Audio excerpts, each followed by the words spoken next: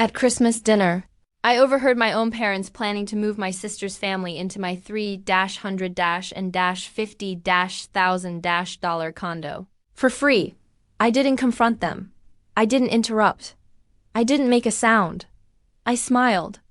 And I stayed quiet, because when people believe they already own you, they stop hiding what they're about to do. Before I continue, take 1 second, drop a comment, and tell me where you're listening from and what time it is right now. And Happy New Year, as we step into 2026. I'd love to know how people in your culture wish each other a Happy New Year. Now listen carefully.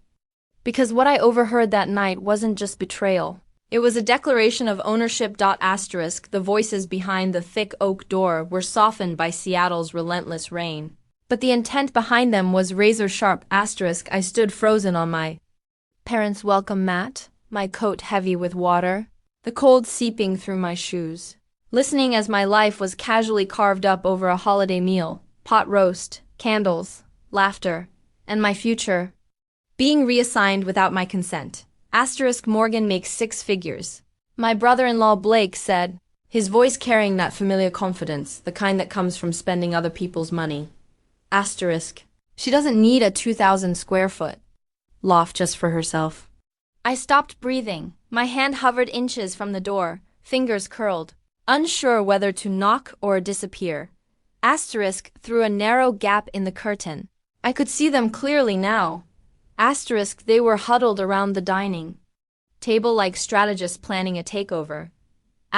My younger sister Sabrina sat at the center, wrapped in blankets, tissue pressed delicately to her eyes.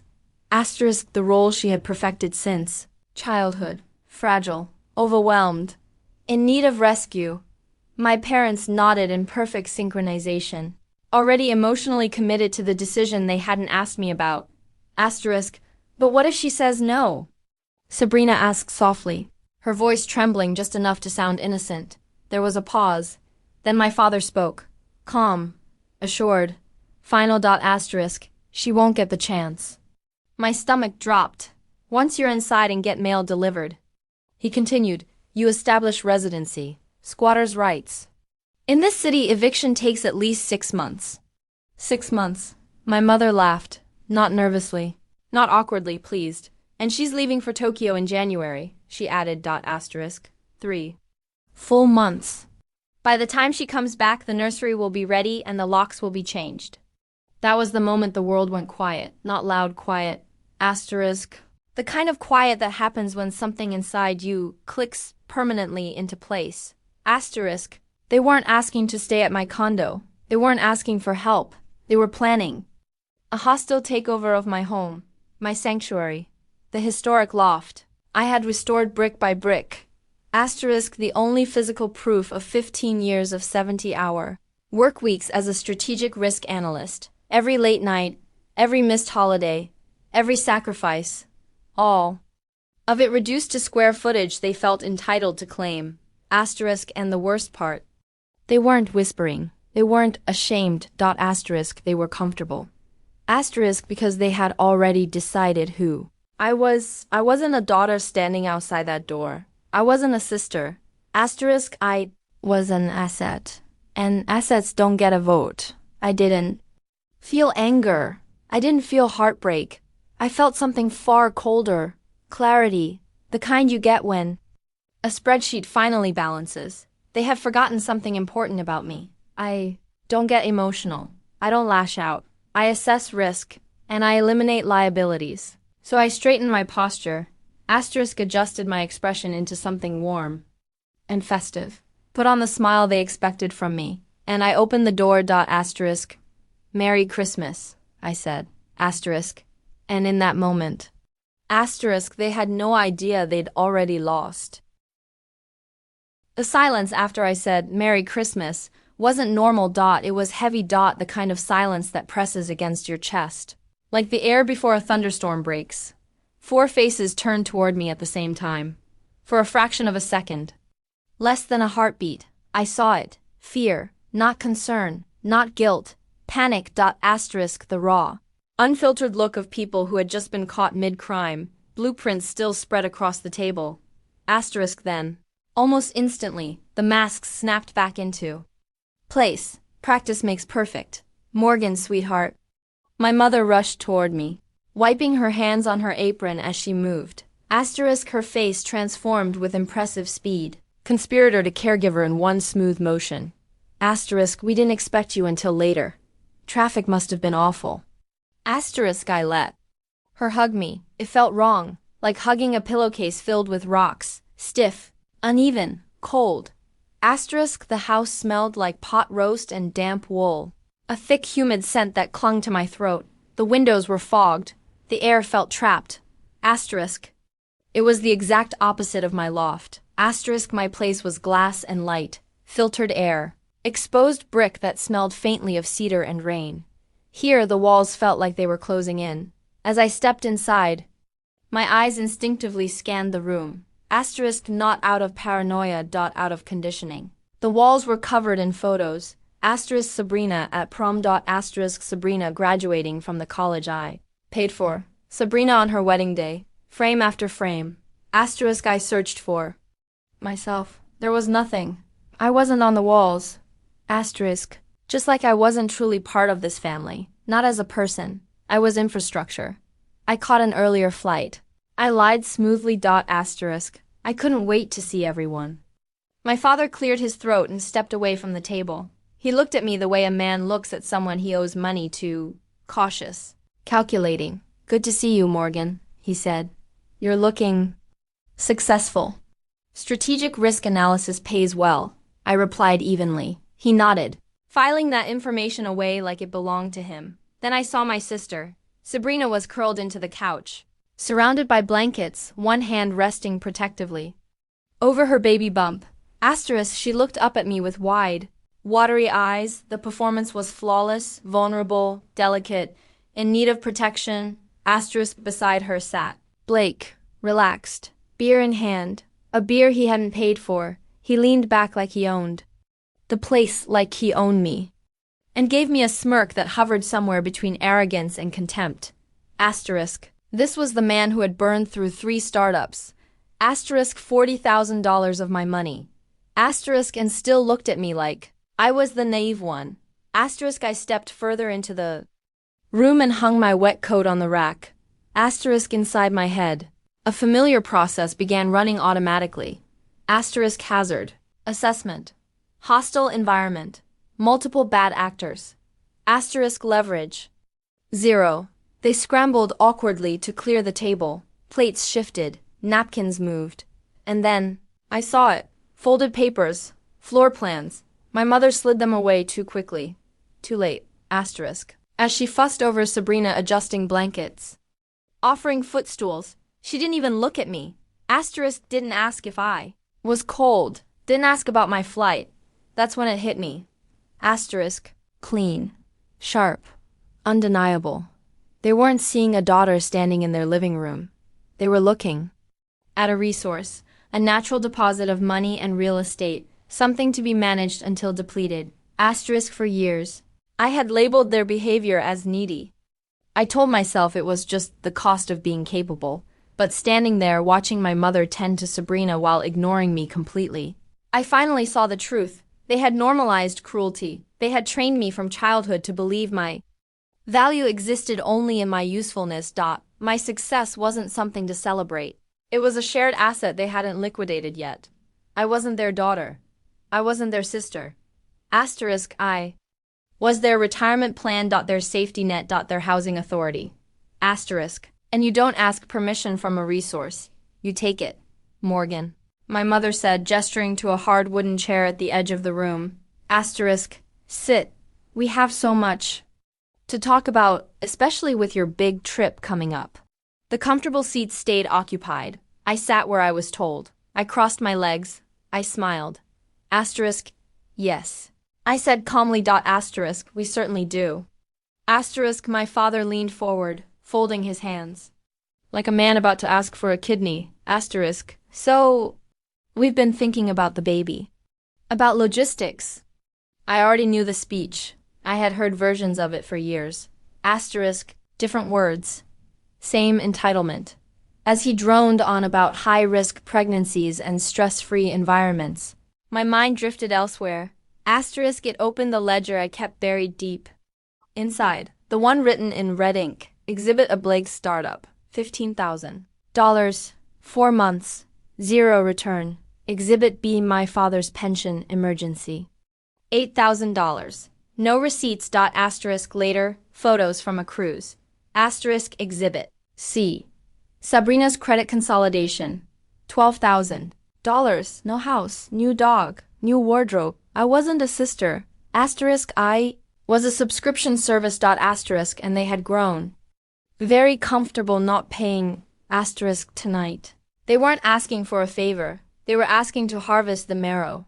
And since you'll be in Tokyo for 3 months, my mother said, her voice lifting into that sweet, hopeful tone. Asterisk, you're beautiful.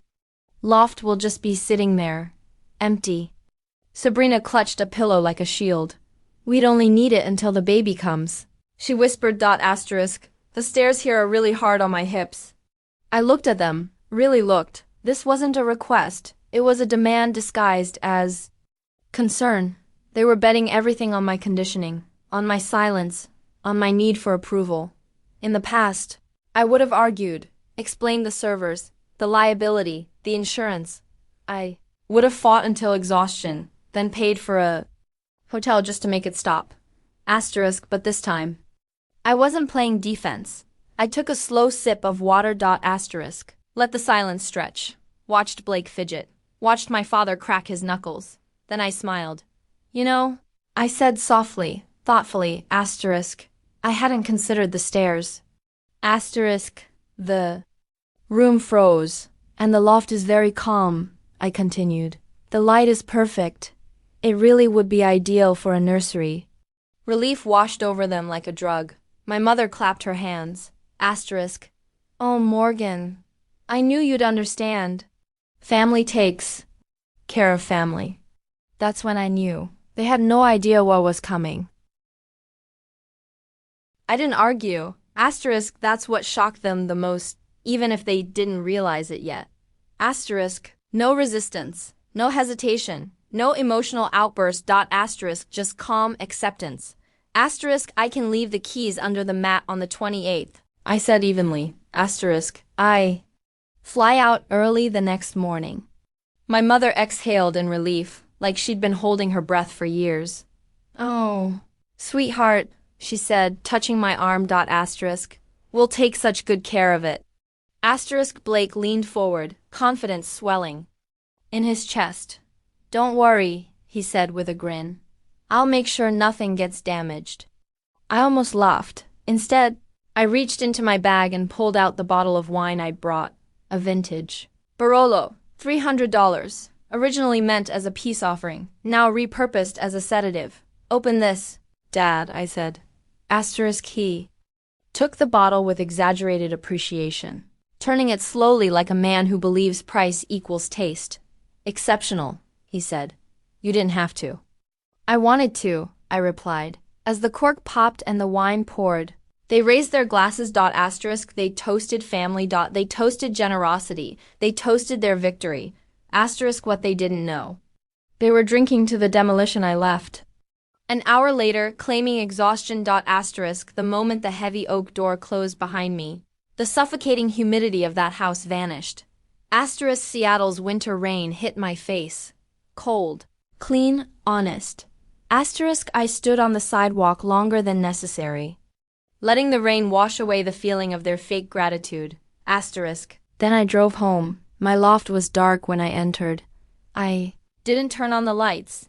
Asterisk, I went straight to my home office. Straight to the server rack. Straight to the security feeds. Asterisk, because I needed certainty. Asterisk, I needed proof strong enough to silence the last fragile voice inside me, the one still conditioned to doubt myself.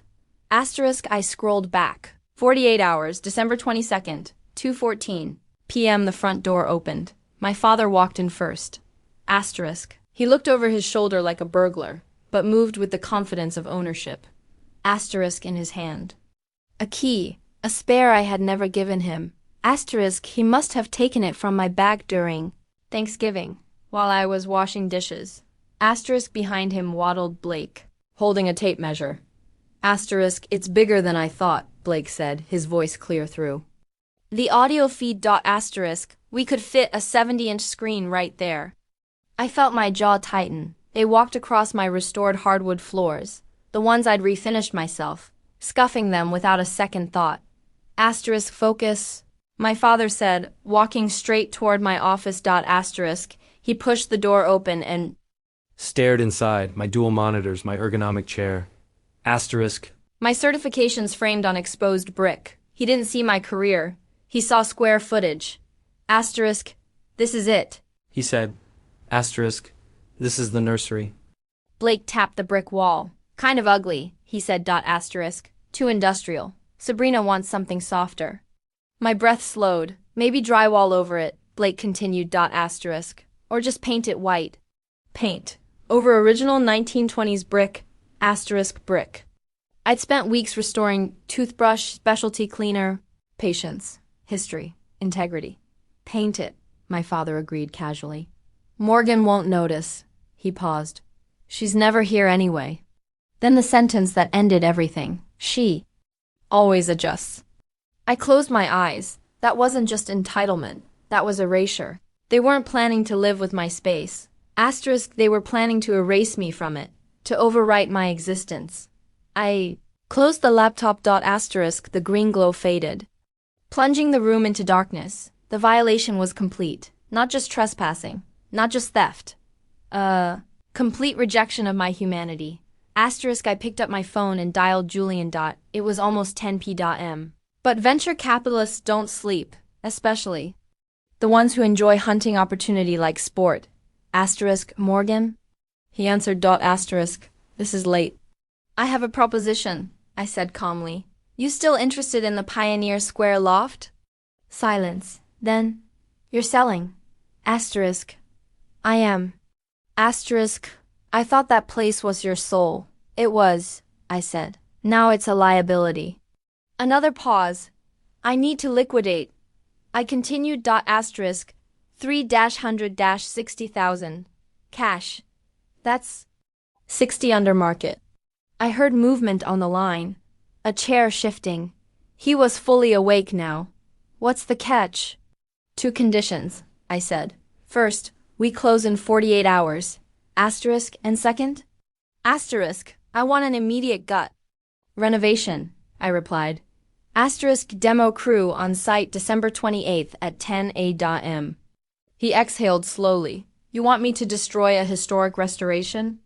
I want you to remodel, I corrected. I know you hate the layout. Make it open concept. Make it yours. Another pause. Then, quietly, asterisk, someone hurt you. Asterisk, someone underestimated me, I replied. Deal, he said. I'll wire the deposit tonight. I ended the call, and for the first time that night, I felt nothing. No sadness, no nostalgia. The sanctuary was already gone. Asterisk. Now it was just collateral. The next 48 hours weren't emotional. They were surgical. I didn't pack like someone moving out. Asterisk, I packed like someone sanitizing a crime scene. Asterisk. Anything with real value disappeared first. Asterisk, my proprietary servers disconnected. Wiped and boxed. The art I'd collected from local galleries wrapped and cataloged. Hand-woven rugs. Rare books, documents, everything that mattered. Gone. Asterisk, by noon on the 26th. My loft was hollow. Every footstep echoed, but I wasn't leaving it empty. Asterisk. Empty would raise questions. They expected a luxury sanctuary. So I built them a stage set. Asterisk, I drove to the Goodwill outlet on the edge of the city, the one where furniture is sold by the pound. I chose carefully. A couch that smelled like wet dog and cigarette smoke, with a spring sharp enough to punish anyone who sat too long. Asterisk, a dining table with one leg shorter than the others, guaranteed to wobble and spill drinks. Mattresses that felt like bags of gravel, sheets with the texture of sandpaper. Asterisk, I replaced my Italian espresso machine with a drip coffee maker that leaked constantly. From a distance, it looked livable. Up close, it was misery, a perfect reflection of our relationship. comfort from afar, decay on contact, asterisk. Then came the Trojan horse, asterisk in the walk-in closet of the master bedroom, the room. Sabrina had already claimed. I placed 4 large boxes on the shelf, wrapped in elegant gold paper, perfect bows, asterisk name tags written neatly. Dad, Mom, Sabrina Blake, asterisk. They would assume gifts, housewarming presents, baby supplies. Luxury linens. They would open them eagerly. Asterisk greed always opens boxes fast. Asterisk inside my father's box. Asterisk 5 years of receipts for union dues and medical bills I had been paying silently since his pension issue. Attached to the stack was a single notice. Autopay canceled, effective immediately. Asterisk inside my mother's box. Statements from the department store credit card she thought had no limit. I have been paying the minimum every month to keep collectors away. Included was the number of the debt consolidation service I had just fired. Inside Blake's box, the loan documents for his failed crypto mining rig. He thought it had been forgiven. It hadn't. I had bought the debt. Asterisk and now I was transferring it back. Asterisk and Sabrina's box? Her health insurance cancellation notice. The gold tier prenatal plan. She insisted she needed. Coverage ended. Effective immediately. Asterisk I wasn't just evicting them from my home. I was evicting them from my payroll. For years, I'd been the invisible dam holding back the floodwaters of their incompetence. Asterisk that day. I blew the dam, placed the final bow on Sabrina's box. Asterisk then I wrote a note on my personalized stationery. Asterisk, welcome home. Make yourselves comfortable. You've earned everything that's coming. Asterisk I slid the keys under the welcome mat. The only promise I kept. And I left. December 28th, 10 o'clock a.m. I was sitting in the first-class lounge at SeaTac Airport. Champagne in hand. My laptop open, streaming my security feed in 4K. They'd moved in the night before. Exactly as predicted. The loft looked destroyed. Pizza boxes on my antique table. Asterisk, trash everywhere. Blake asleep on the filthy couch, drooling. Sabrina waddled into frame, holding her lower back. This mattress is awful, she complained. It has lumps. We'll buy new ones, my mother said dismissively. Once we sell some of this junk. I can't believe she lived like this. I smiled. At 10:02 a.m., the front door unlocked. Not knocked, unlocked. 3 men in dark suits entered. Behind them 6 construction workers, hard hats, crowbars, sledgehammers. Blake jumped up. Asterisk, who the hell are you? The man in front spoke calmly. Marcus Stone, head of security for Apex Development. Asterisk, you are trespassing on an active construction site.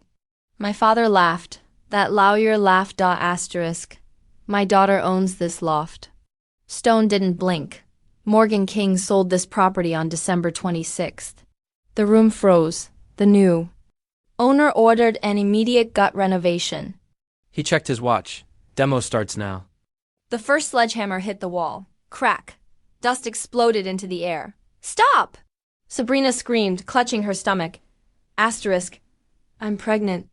You have 5 minutes to vacate, Stone said evenly. After that, everything inside becomes debris. Asterisk, I'm calling the police. My father shouted. They're already on the way, Stone replied. You're squatters. Another hammer hit. Crash. Reality shattered. Out! Stone barked. They ran. Not with clothes. With paperwork. Bills clutched like lifelines. Asterisk as the feed went black. Power severed.